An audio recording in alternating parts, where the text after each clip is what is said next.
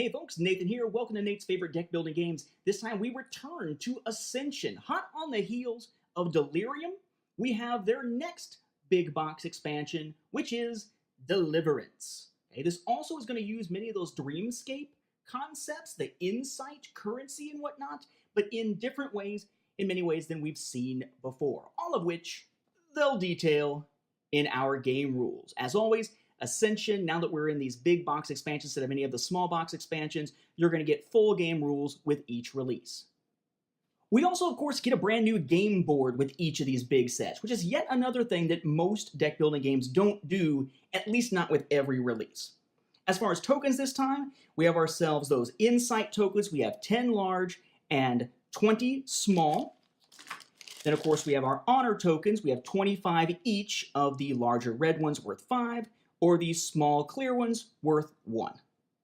We will, of course, need our always available cards, so we have our Cultist to take out if we want to, and we have a total of 20 of our Mystics and 20 of our Heavy Infantry, albeit down at the bottom this time.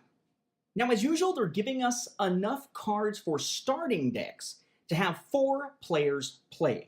So, as usual, we have our Apprentice card, which gives us 1 rune each, 8 of those per player, so a total of 32. We then have our Militia, which gives us 1 power each. Each starting deck gets 2 of those, so 4 players means 8 of these. But then this time they are altering our starting deck, something we haven't really seen since Energy Shards, and each player is going to start with 1 Dream Seeker. The Dream Seeker is considered a hero, gain 1 insight, and draw a card. So a nice new addition to our starting decks. This time we'll have 100 center deck cards over here, but among them are some transforming cards. So you've got 13 transformed cards here with the silver border in case you're playing with single-sided cards, which is how I have them right now over there in the center row, or the center deck, excuse me. But of course you also have your double-sided versions of them if you want to use them with card sleeves. They always try to give you the option of single-sided or double-sided with transformed cards, which is nice of them. And then the last card, kind of a weird one, silver-bordered special card here, Paesthea the Redeemed, which actually has her own place on the board, as we'll get to when we talk about new mechanics. Now, as far as mechanics go, we have some keywords that are coming back. We have Unite, which is something that gives you an ability or gives you an effect if you have played, usually, another hero of that same faction that turn, or when you then play them. We also have Echo, right, where if there is a card of usually that same faction sitting in your discard pile, you get an effect.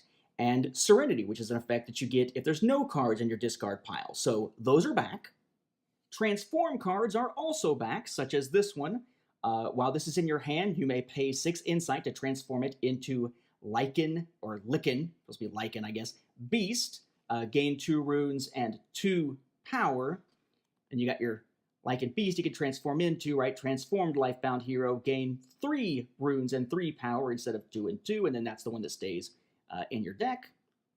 We are once again using Dreamborn cards. Again, when you pull them from the center deck into the center row, everybody gets 1 insight. When you acquire them, you get 1 insight. So the potential of either 1 or 2 insight for each of these that happens to be out there. But then we got some other interesting stuff here, such as, for instance, Plunder.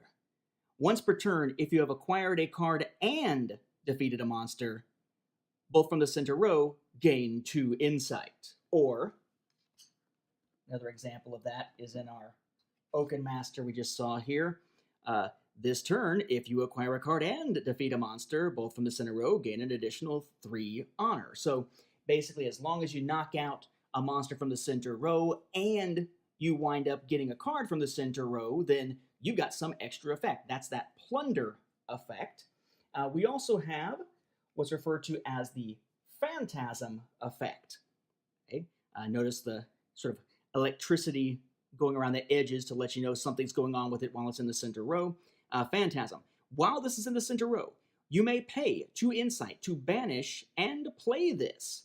Gain 1 rune, and 1 power, at least in this case. This is kind of like the other Stoneblade game we've taken a look at recently, Shards of Infinity, where you have those mercenary cards, where you can pay a certain cost and use them right then and there, but then they go to the bottom of the deck in that particular case. Here, they actually get banished to the void, so there's no chance of them coming back again, but it's another of these instances where you can pay something and play them from the center row, in this case, paying Insight, which is a currency that carries over from turn to turn to turn, unlike runes or power.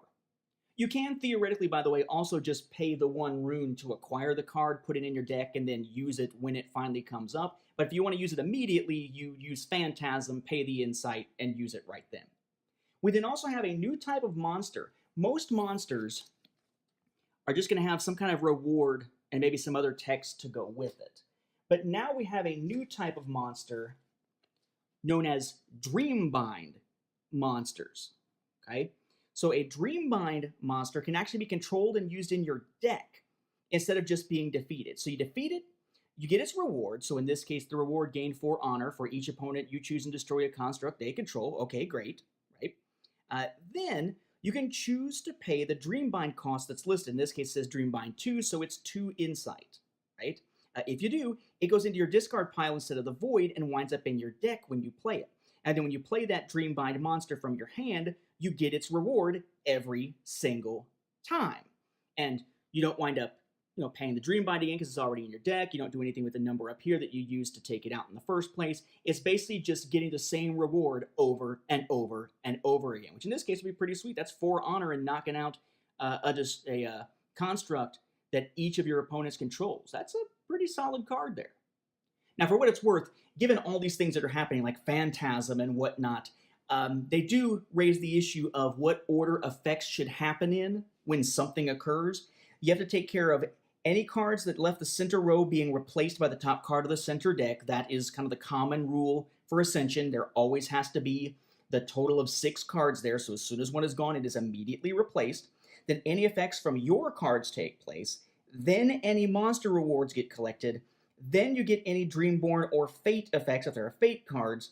And if there are multiple Dreamborn or Fate effects that occur at the same time, like at the start of the game, then they resolve in the order that they were flipped from the center deck in the first place. Okay, so they do address how to deal with some of these things that could theoretically seem like they're happening simultaneously. You got to have some order to deal with them. They do specify. Now that leaves one other weird item sitting out there, and that is this card up here in the corner. She's just kind of sitting there, right? And throughout the game, you're gaining insight, and eventually if you gain enough insight to pay the cost to acquire her, you just acquire her. She doesn't count as being in the center row, but she gets acquired like any other card and goes into your deck by going through your discard pile. Now, who the heck is this? Basically, there's been this storyline going on through Ascension for a while that the dreamscape has sort of burst asunder again thanks to things happening in Valley of the Ancients, as we see things happening in Delirium, going all the way back to the original Dreamscape, and so on, and so on, and so on. They do a really good job of giving us a general through line of story from set to set to set for Ascension. But suffice to say, the Dreamscape needs to be closed down, needs to be kept from interfering with New Vigil, which is the real world, so to speak. And this character is supposed to be the protector. This is Pasthea the Redeemed. This character is the protector of the Dreamscape. This is Pasthea the Redeemed. Okay? Hero, but no faction. Okay? Costs 16 insight to acquire that you save up from turn to turn, again, because that's not one that disappears at the end of a turn. Does not cost runes, does not cost power. Notice what it does. It's a pretty powerful card, but that's really all that it is. A powerful card that's you sort of race to acquire, and then once you got it, it's in your deck and you use it, and that's basically it. Just kind of a neat extra little add-on that they put into the game mechanics that goes beyond what we got with the new different effects from the center row and whatnot. Anyway, as says, this hero counts as all factions, so lots of unite abilities and so forth you can use. When you acquire this, it goes directly into your hand, so you can use it on the turn you get it. That's pretty sweet. And you gain basically 2 of everything but insight, right? Gain 2 runes, 2 power, 2 honor, and draw a card. So pretty sweet whenever you pull it up, but it's not a game breaker or anything like that. It's just a particularly powerful card that just sort of sits out here that's more related to really the story of Ascension than it really feels like it's a separate big deal game mechanic in and of itself. And that's basically it. Some new mechanics, and again, new ways to use insight in the concept of the dreamscape. To take something, just like Delirium did, that was from several sets ago that really was kind of an oddball item that only appeared the one time, and give it some new life, some cool new things to do with it, and give us a new way to combine sets. I would definitely say it's fun to combine Deliverance with either Delirium or Dreamscape. I personally prefer combining with Delirium because they're both relatively new, they kind of have the same approach, they were being designed around the same time, but you can combine them with Dreamscape also, and the insight comes into play plenty of times. You're not watering down the mechanics. It's pretty fun.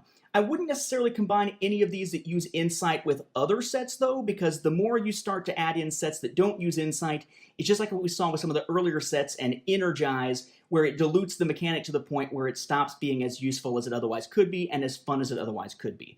But yeah, definitely check out Deliverance if you're a fan of Ascension, especially if you're a fan of Dreamscape or Delirium. I think you'll dig this new set. It's again building on ideas we've seen before.